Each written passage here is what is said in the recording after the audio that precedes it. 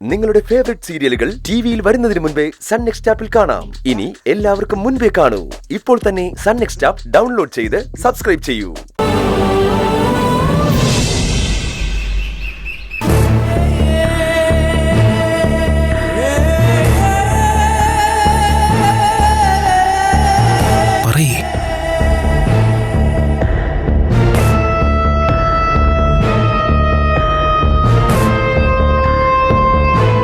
Mummy, നമുക്കെല്ലാവർക്കും കൂടി എങ്ങോട്ടെങ്കിലും ഒന്ന് പോയാലോ? അതെ.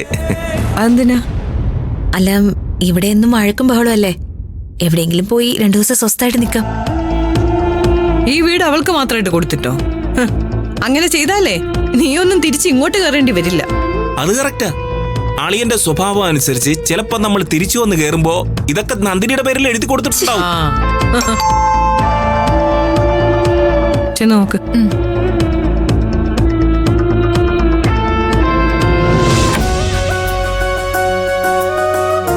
പത്മ മേഡം അകത്തുണ്ട്, വരും.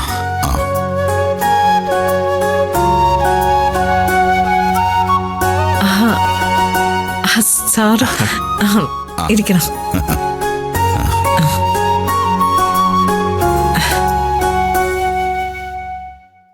അയ്യോ, what A surprise visit.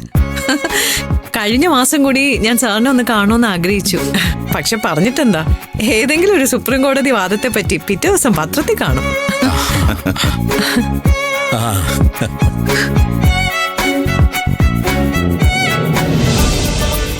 Hello sir.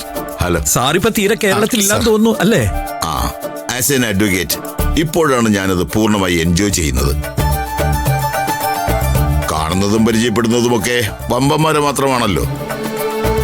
Kerala പൊളിറ്റീഷ്യൻസിന്റെ supreme കോടതിയിലെ കേസുകളൊക്കെ ഏകദേശം പൂർണ്ണമായി സാറ് തന്നെ കൈകാര്യം ചെയ്യാൻ തുടങ്ങി അല്ലേ? അതങ്ങനെ ചിലത് സംഭവിക്കുന്നു. വിജയങ്ങളാണല്ലോ ആളുകളെ നമ്മളിലേക്ക് അടുപ്പിക്കുന്നത്. We are thankful to you sir. നമ്മുടെ കമ്പനിയിലെ ലീഗൽ അഡ്വൈസർ മഹാദേവൻ സാറാണെന്ന് പറയുന്നത് നമുക്ക് എപ്പോഴും അഭിമാനമാണ്. അതെ, ഞാനത് ഇടയ്ക്കിടയ്ക്ക് കമ്പനിയിലെ തൊഴിലാളികളോട് പറയാറുണ്ട്. ഈ വീടിന്റെ മുന്നിലൊക്കെ ഗുരുവായൂരപ്പനാണ് ഈ വീടിന്റെ ഐശ്വര്യം എന്നൊക്കെ എഴുതി വെക്കാറില്ലേ?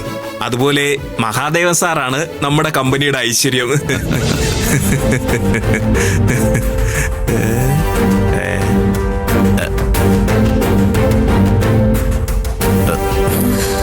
അത്രയ്ക്ക് വേണ്ടായിരുന്നല്ലേ?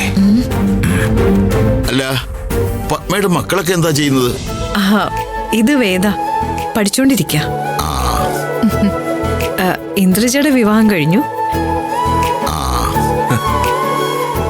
പിന്നെ വിജയകുമാറിനെ അറിയാലോ. എന്താ കുട്ടികളെ ഒന്നും ബിസിനസ്സിലേക്ക് ഇറക്കാത്തത്? അങ്ങനെ ചെയ്യണ്ടെന്നുള്ള തീരുമാനം എന്തെങ്കിലും ഉണ്ടോ? അയ്യോ, അങ്ങനെയൊന്നുമില്ല സർ. ഇപ്പോ കാര്യങ്ങളൊക്കെ ഞങ്ങൾ രണ്ടുപേരും ഭംഗിയായിട്ട് ചെയ്യുന്നുണ്ട്. അവരെ ഏൽപ്പിക്കേണ്ട സമയമാവട്ടെ. ഓ, ഓക്കെ. സൂര്യ എവിടെ? സൂര്യ ഇവിടെ ഉണ്ട് സർ.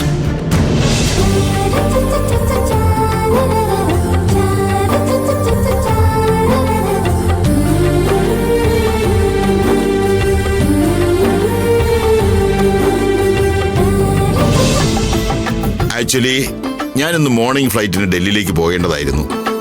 പെട്ടെന്നാ സൂര്യയുടെ ഒരു വിളി. എന്തോ എമർജൻസി ഉണ്ടെന്ന്, അത്യാവശ്യമായിട്ടൊന്ന് കണ്ടേ പറ്റൂ എന്ന്. അതെന്താണെന്ന് അറിയാമെന്ന് കരുതി. അതെന്തത്യാവശ്യത്തിനാ?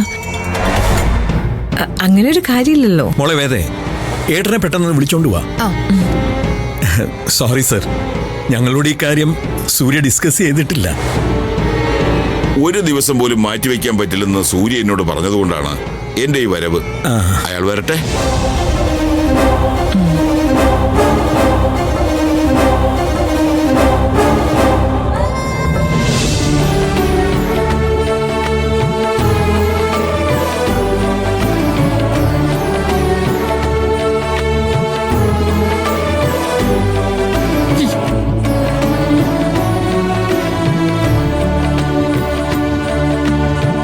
ഇപ്പൊ എനിക്ക് എന്താ തോന്നുന്നറിയോ, പണ്ട് സ്കൂളിൽ പോകുമ്പോ കുട്ടികളെ അമ്മമാർ ഒരുക്കി വിടാറില്ലേ, അതുപോലെ. സംഗതിയൊക്കെ ശരിയാ, പക്ഷെ അന്നത്തെ കൊച്ചു നല്ലതായിരുന്നു. ആ ഇപ്പൊ അത്ര പോരാ. ഇപ്പൊ എനിക്കെന്താ കുഴപ്പം? എടാ എനിക്കെന്താ കുഴപ്പമെന്ന്? ഒരു കുഴപ്പമില്ല. ഈ കൈയൊക്കെ മടക്കി വെക്കണ്ടേ? ഒരെണ്ണം ഞാൻ മടക്കി വെച്ചോളാം. ദാ ഇത് താൻ മടക്കി തന്നേ പറ്റൂ.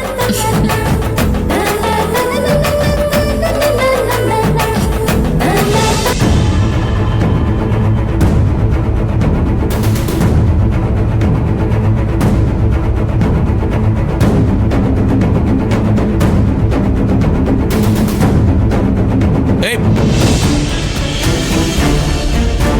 എന്താ നീ പെട്ടെന്ന് അങ്ങ് തിരിഞ്ഞേ? താഴെ കമ്പനിയുടെ ലീഗൽ അഡ്വൈസർ മഹാദേവൻ സാറും മാനേജറും ഒക്കെ വന്നിട്ടുണ്ട്. ഏട്ടനോട് താഴെ വരാൻ പറഞ്ഞു. ആ ഏട്ടത്തി ഏട്ടനെ റെഡിയാക്കി കൊണ്ടിരിക്കുകയാണെന്ന് പോയി പറ കേട്ടാ. അവര് വെയിറ്റ് ചെയ്തോളും. പെട്ടെന്ന് വരാൻ പറഞ്ഞു. ആ അത് നിന്റെ ഏട്ടത്തി ഒന്ന് സ്പീഡാവട്ടെ. വേഗം ആവട്ടെ നന്ദിനി, പെട്ടെന്ന് പെട്ടെന്ന്. പറയാം. ഓഹോ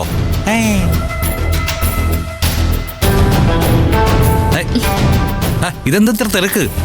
അവര് കാത്തിരിക്കല്ലേ? ആ അവരവിടെ ഇരുന്നോളൂ. പതുക്കെ പോയാ മതി. അല്ല, അവരെന്തിനാ വന്നിരിക്കുന്നത്? ബോംബിന്.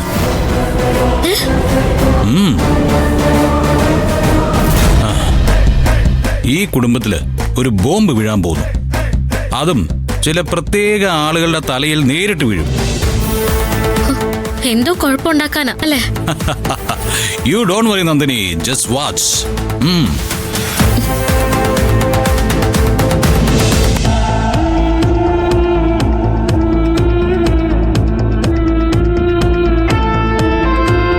സർ, സൂര്യ എന്തിനാണ് സാറിനെ കാണാൻ പറഞ്ഞതെന്ന് സത്യത്തിൽ ഞങ്ങൾക്കൊരു ധാരണയില്ല. കമ്പനിയിൽ എന്തെങ്കിലും കാര്യമായ ലീഗൽ ഇഷ്യൂസ് ഉണ്ടോ? അങ്ങനെയൊന്നുമില്ല സർ.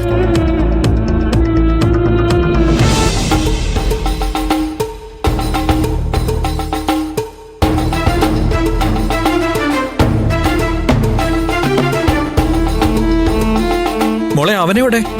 ഏട്ടൻ ഇപ്പൊ വരും. മമ്മി, എന്തോ ഒരു പ്രശ്നമുള്ള പോലെ എനിക്ക് തോന്നുന്നു. എന്തുപറ്റി? ഏട്ടനൊരു ആഘോഷത്തിന്റെ മൂഡിലാ. നന്ദിനി ഏട്ടനെ ഒരുക്കിക്കൊണ്ടിരിക്കുക. അതെല്ലാവരോടും ചെന്ന് പറയാനും പറഞ്ഞു. എനിക്കെന്തോ ഇതൊക്കെ കേട്ടപ്പോ ഒരു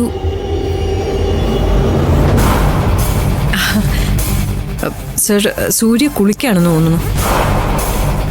സാറിന് തിരക്കുണ്ടെങ്കിൽ സാർ ഇറങ്ങിക്കോളൂ. സൂര്യ വന്നതിന് ശേഷം ഞങ്ങളൊന്ന് ഡിസ്കസ് ചെയ്തിട്ട് സാറിനെ വിളിക്കാം.